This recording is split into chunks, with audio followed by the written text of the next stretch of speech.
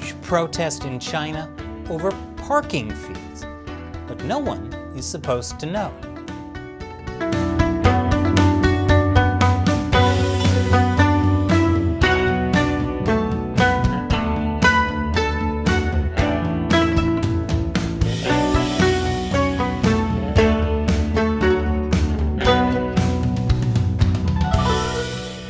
Welcome to China Uncensored. I'm Chris Chappell. You might not think of China as a place where people do much protesting, but every year there are hundreds of thousands of what are called mass incidents. These are basically protests involving hundreds or even thousands of people. We just don't hear a lot about them. They get scrubbed pretty quickly from the Chinese internet. Here's one example. On July 14th, a massive protest of thousands of homeowners broke out in Chongqing, a city in western China. When the police got involved, things got heated. It's not clear whether those were actual gunshots. It's more likely tear gas or something similar. The protest was so large, hundreds of security guards and riot police showed up. People were dragged out of the crowds and arrested. Some protesters were injured after being pushed to the ground by security. Here, police officers are forming a human chain against protesters as these buses take away people they've arrested. So what caused this mass incident? The protesters are residents of an apartment complex in Chongqing. They were protesting the property developer, Evergrande Group. It's China's second largest property developer by sales. And this protest was about parking fees. Yes, a lot of people feel very strongly about parking fees.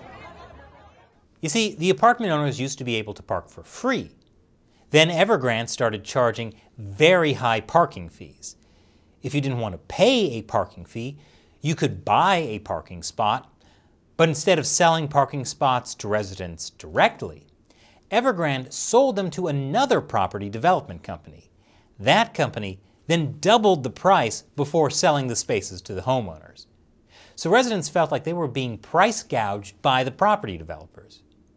At first, videos of the protests spread across Chinese social media, until the incident was blocked by local authorities, and the videos on social media, Weibo and Douyin, were deleted. This isn't an isolated problem. Property developers in China are pretty cozy with local authorities, who make lots of money through taxes and kickbacks from real estate transactions.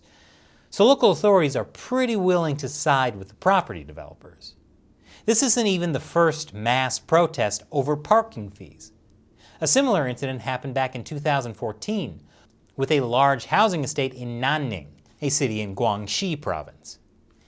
In that case, hundreds of riot police showed up with tear gas and pepper spray to stop owners from protesting. More than 40 people were arrested. Why are real estate protests common in China? I'll tell you why after the break. Welcome back. China's real estate market has been called one of its gray rhinos. This term was used in a book written by Michelle Wooker called The Gray Rhino. It means an obvious threat that we still ignore. Just like a 2-ton thing with horns charging straight at you, but for some reason, you're not running away. Gray rhinos are not random surprises, but occur after a series of warnings and visible evidence. And there have been plenty of warnings about China's real estate market. Chinese people don't have a lot of places to put their money, so they invest heavily in real estate. Real estate accounts for 70% of urban residents' assets.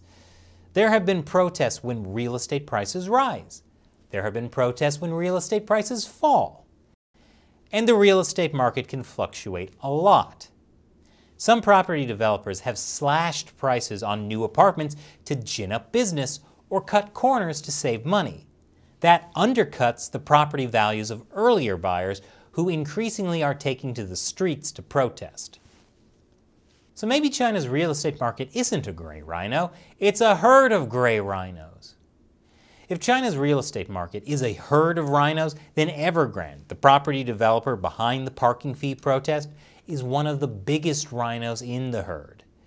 The founder of Evergrande, Hui Kaiyan, was ranked among the richest people in China this year. Hui was even invited to watch the Chinese Communist Party's 100th anniversary celebration on July 1st in Tiananmen Square. That shows he's got close ties to the Chinese Communist Party leadership. But as it turns out, Evergrande has tremendous debt problems. Hundreds of billions of dollars worth of debt problems. And so Evergrande has been drastically squeezing profits by selling property and selling assets. And now Evergrande's shares are plummeting down to a 4-year low as it was ordered to freeze its assets. So the parking fee protests seem to be just part of a bigger problem for Evergrande. But the good news for Evergrande is that these parking fee protests were censored so quickly not a lot of people saw them. But there were little cracks of cryptic discussion that bled through Chinese social media platform Weibo.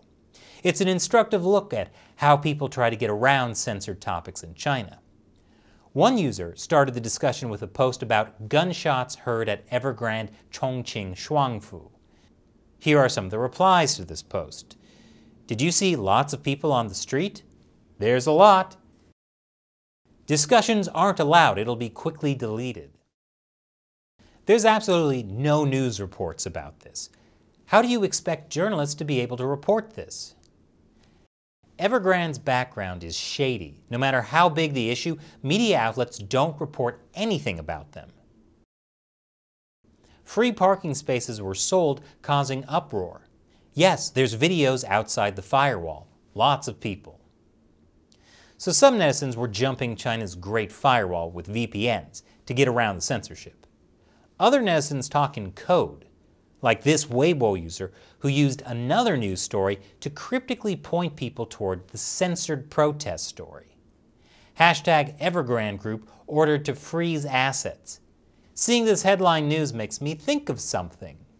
July 14th, in Chongqing. Those with VPN can go search it. Sometimes when we don't see bad news, it's not because it doesn't exist, but because it's been screened.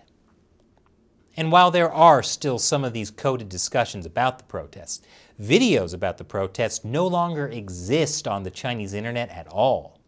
And news articles have been censored too. Links that went to articles about the protests now just lead to this error message saying the article has snuck away. Whoops, information can be such a rascal. It just sneaks away all the time. I guess that's one way to solve a gray rhino. Keep ignoring it. And now it's time for me to answer a question from a member of the China Uncensored 50-Cent Army, a fan who supports the show on the crowdfunding website Patreon. To learn more about how you can join and support our work exposing the Chinese regime, visit patreon.com/China Uncensored. Deagle asks, what if Jackie is secretly still on our side? He knows everything he supports fails, and thus the reason why he is now supporting the CCP. Interesting idea, Deagle. This was in response to our episode about how Jackie Chan wants to join the Chinese Communist Party. We talked about how in the past, Chan has supported a bunch of companies that failed. So since everything he supports fails, could Jackie Chan's support be the key to bringing down the Chinese Communist Party? Wait a minute. What if Jackie Chan has been in the CIA all along? Just like in his hit movie, The Spy Next Door.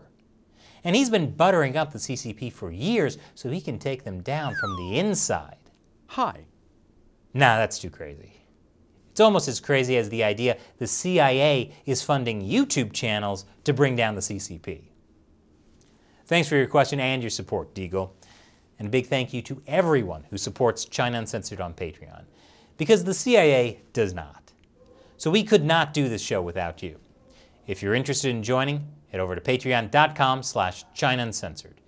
You'll get a bunch of cool perks, including the chance to have me answer your question on the show. Once again, I'm Chris Chappell. See you next time.